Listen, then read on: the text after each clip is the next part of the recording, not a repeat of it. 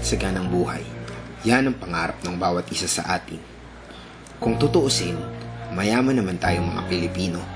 Yun nga lang, hindi sa material o pinansyal na mga bagay, kundi sa talento, samut-saring aspeto realidad, at sa pakikipagkapwa-tao.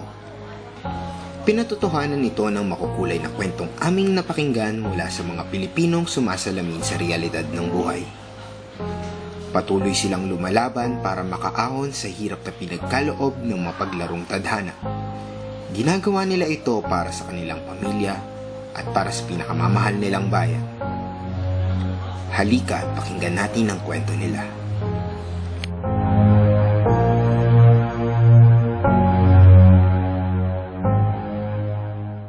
Ang pangalan ko ay si Marita Mercado. Ang nickname ko ay Marie. Ako ay 46 years old na at nakatira dito sa 2209 Latest Street, Gagalanin, Tondo, Manila. Ang asawa ko ay si Philip Mercado. Ako po si Geraldine Balonio, nakatira sa Art and Blacksmith, Bitas, Tondo, Manila. Ako ay 16 na taong gulang. Ako ay nag-aaral sa Antonio J. Villegas Vocational High School. Ako ay 4th year high school. Ako si Meli Diala. Ipinanganak sa bayan ng Laguna, San Pedro, Barrio San Vicente. Ipinanganak ako noong buwan ng February 10, 1948. Sa edad ko ngayon ng 67. Nagkaroon ako ng supling na 4. Dalawa namatay, 2 buhay. Ako ay dati nagtatrabaho sa kumpanya ng Latundenya sa pag-aari ni Don Carlos Palanca. Nagsara na kami noong pang 1995. Ang trabaho ko ay direct selling sa personal collection. Nahikayat ko silang bumili ng mga product ng personal collection. Nagbibigay ako ng sampling sa kanila, tapos pag na-try na nila, pag nagustuhan nila, babalikan ko sila, aalukin ko ulit sila na ibang product. Pag hindi naman nila nagustuhan yung product na pinatry ko sila, sa kanila, bibigyan ko pa sila ng another product na masisiguro ko na magugustuhan nila para bumalik sila at maging customer ko, maging regular ko na silang customer. Ang trabaho ng aking tatay ay driver trucking. Kami ay 3 na magkakapatid. Pension lang. Yung si Junior, yung asawa ko, nakakapagtrabaho sa Binangunan, sa ampunan ng mga bata. Sa Binangunan, Rizal. Nagluluto siya doon. Upang lubos naming maintindihan ang kanilang mga buhay, minabuti naming silang samahan sa kanilang pang-araw-araw na gawain. Ito ay upang personal naming maranasan ang makukulay na kwentong kanilang naibahagi sa amin. Dito sa bahay namin, meron kaming division of labor. Sa umaga, ang gigising ng asawa ko. Siya yung maghahanda ng almusal ng mga anak ko. Siya rin na namamalengke, siya rin na nagluluto. Pagkagising niya, ganon. Mag-aanda siya ng almusal, tapos pag handa na yung almusal, kakain kami, tapos papasok na yung mga bata, tapos mamamalengke na siya. Ako naman, pagkatapos kong gumising, magsasalang na ako sa washing ng labahin. Habang naliligo ako, umiikot na yung washing namin. Asyon, tsaka yung ibang gawaing bahay, tulong kami mag-asawa kasi wala na yung mga bata, pumasok na. Pagdating ng tanghali, sabay kaming mag-asawang kakain dahil wala na yung mga bata. Pagkakain namin, papahinga kami sandali. Alis na kami. Sarado na itong bahay, wala na ng tao. Kasi sa hapon, yung mga bata umuwi. Bilang isang direct sales agent, ramdam ni Aling Marita ang hirap ng buhay. Araw-araw niyang kailangan suungin ang mga daan patungo sa kanyang mga buyer. Oo na! O yung aso lumabas, o. Ay, Diyos ko, ano ba yan? Papapasukin ko pa yan. Oh! Pasok! Ganda. Ito, doon ka na. Bibito ka. Halika na. Tama na kayo. Kami, buntot lang. Ikaw magbitbit niya kasi ikaw magbitbit. Mama, baka na yan. Hindi, hanggang lumalakad ka nga daw sa amin.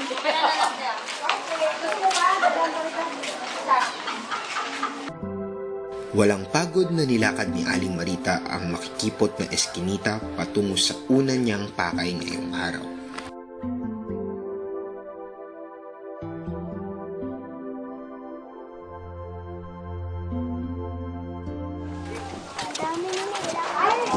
Oo, ito ako. Kasunod mo na nga ako. Hindi nga ako kumikibo eh. Kasunod mo na ako. Okay na yung papeles mo? Eto na. Eh, yun nga eh. Dapat mag-text ako sa'yo. Oo. Ano ko lang? Hindi ko makita yung picture ko. Yung, oo, hindi ko makita. Oh, mayroon sa picturean ko ba ito? Oh, gara na. Eh! Ona mismo! Feeling meron ka na. Yun nga, wala pa nga. Alam mo namang nakikikabit lang kami sa tubig tsaka kuryente. Ay, hindi. Authorization lang. Barangay certificate. Hindi mo naman sa akin sinabi kanina para kanina pa lang. Di ba sabi ko, alam mo naman yung requirements? Di ba naging member kami? New recruit ka na lang ulit. Oo, nakalimutan ko nga. Habang si Aling Marita ay naglalakad patungo sa kanyang opisina, inabutan namin si Geraldine na gumagawa ng assignment bago pumasok sa eskwela. Dahil malapit na siyang graduate, minabuti naming itanong kung anong gusto niyang kuning kurso pagtungtong niya sa kolehiyo. Teacher? Bakit teacher?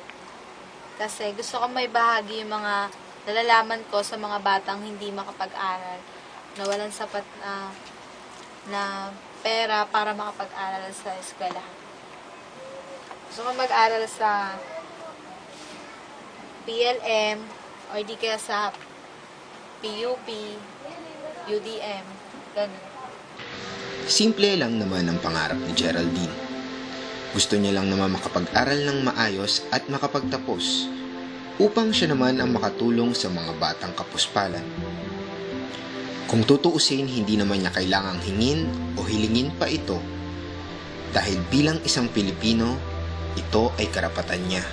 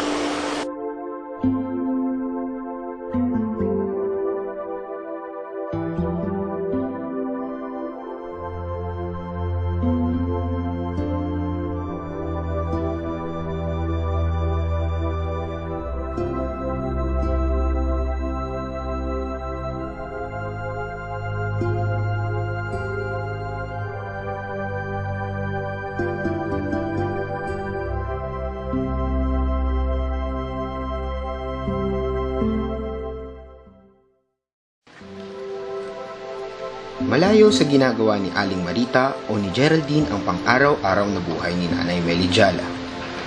Madalas na nasa bahay lang siya at naglilibang sa pamamagitan ng pag-aayos, paglilinis ng paligid, at minsan naiisipan niya ring maglakad-lakad.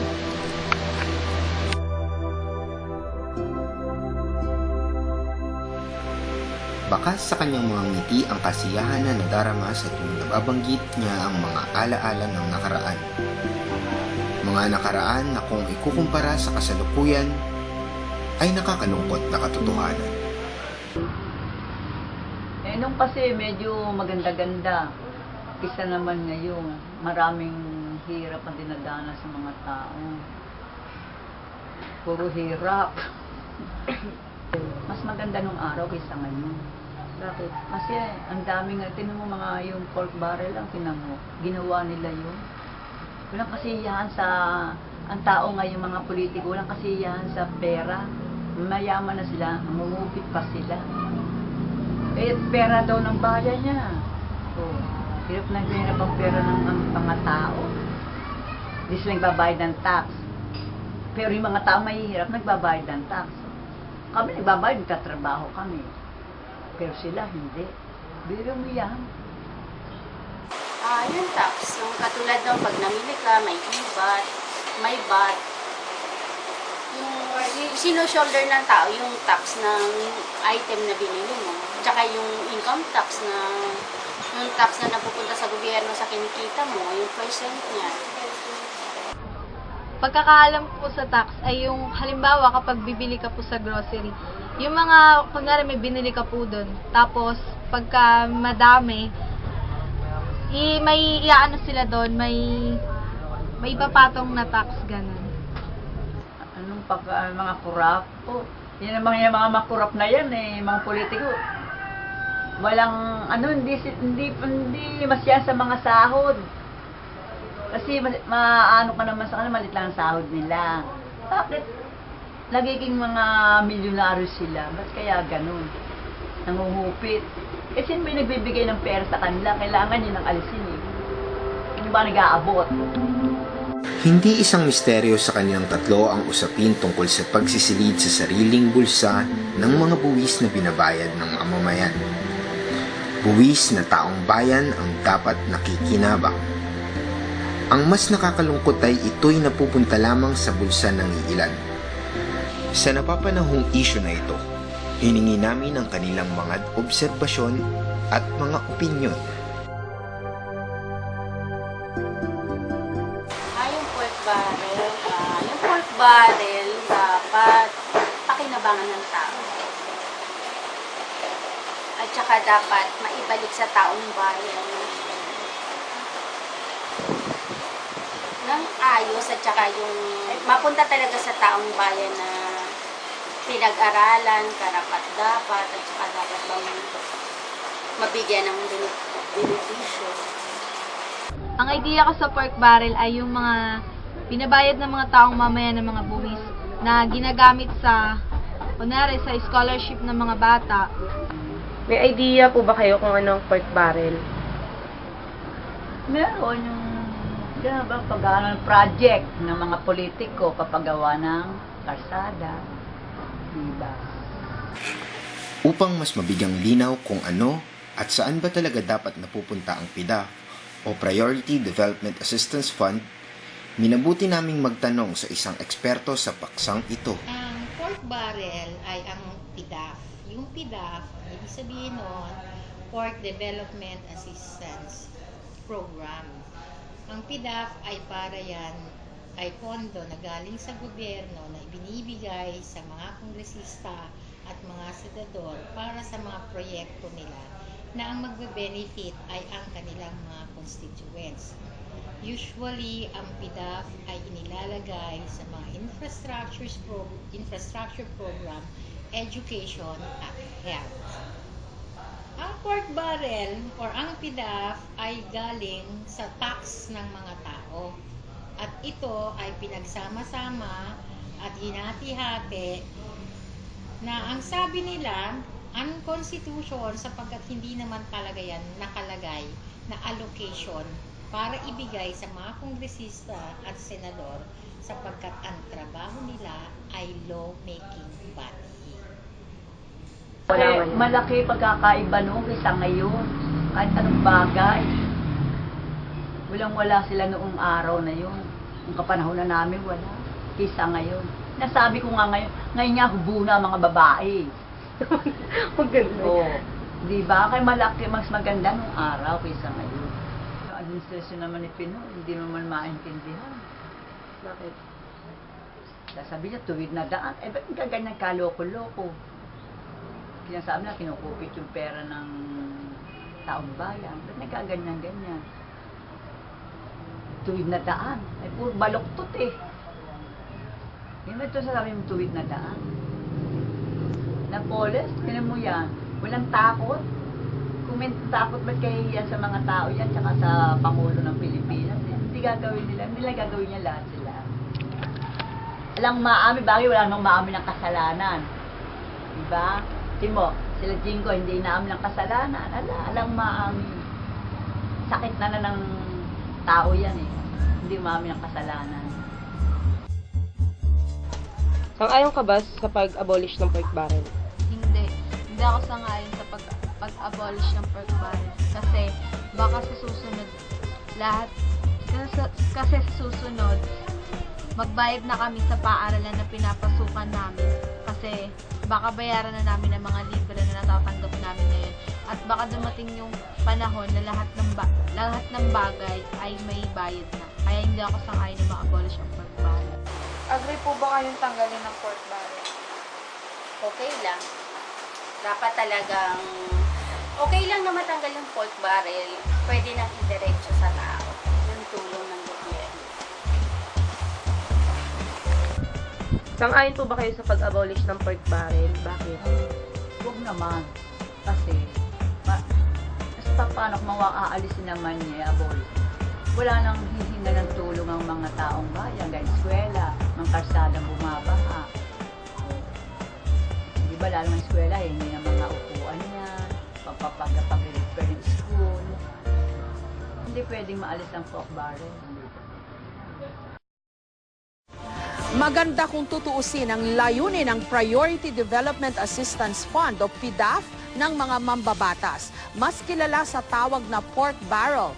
Maaari itong gamitin para sa mga infrastructure o hard projects at mga soft project katulad ng scholarship programs, tulong medikal at programang pangkabuhayan para sa mga naghihikahos at financial assistance sa mga lokal na pamahalaan. Sa madaling salita, ang pork barrel po ang nakikitang sagot sa mga pangangailangan ng mga lugar na hindi nasasayaran ng pag-asenso o nakaliligtaan ng pambansang gobyerno.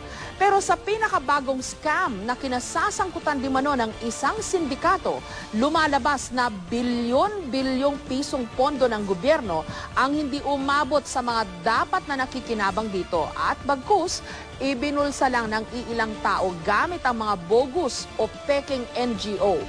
Simple lang naman po kung tutuusin ang proseso ng paggamit ng pork barrel funds. Ang senador o kongresista mismo ang magtuturo ng mga popondohang proyekto at kung sino ang mga makikinabang nito. Samantalang ang mga ahensya naman ng gobyerno ang magpapatupad ng proyekto.